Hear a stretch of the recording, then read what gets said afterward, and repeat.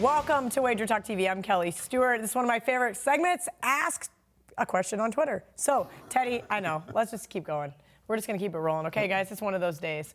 Teddy Saransky, at Teddy_covers. Mr. Marco D'Angelo. I don't remember his Twitter name.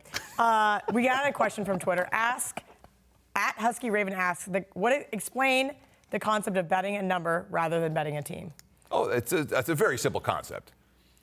The Bears, let's talk about the Thursday night opener, the Bears and the Packers, all right?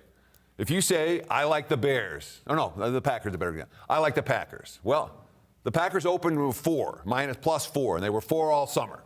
And the wise guys are going to bet the Packers, and any sharp bettor that likes the Packers is going to have the Packers +4 in their pocket. If they don't, they're going to have Packers +3.5 in their pocket because it's been there, it was 4, 3.5 all summer. Well, now it's 3.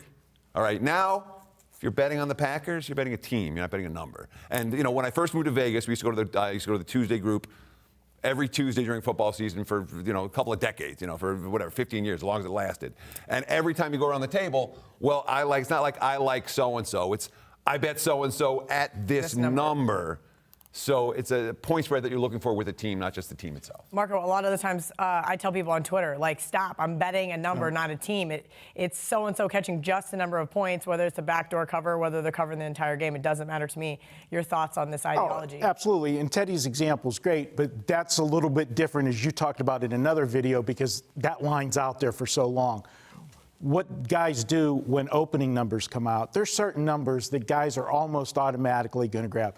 If a number comes out in the NFL at -2.5, they're going to generally grab that 2.5, minus the 2.5 in anticipation, thinking that the line will go to 3. They want to be on the other side. If it goes to 2, it's not advantageous to them, but it's not as big of a problem. Also, you'll have the same thing with the 6.5s around the 7s. Now, the flip side to that is if you see a 7.5 in the NFL, they're not necessarily going to grab the dog because more often than not, a 7.5-point favorite in the NFL, if it's going to move, is going to go ahead and move to 9 to block the teasers. And we've done videos on that and what a teaser blocker is. So there are certain numbers that they want to go to.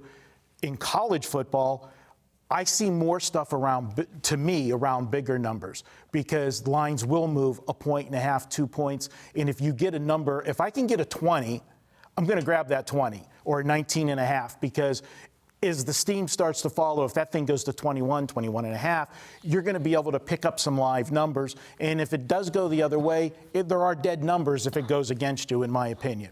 All right, great stuff, guys. Don't forget that any 5% best bet is backed by our 150% wager buck guarantee, where you get 150% back of the purchase price and credit to use at WagerTalk.com.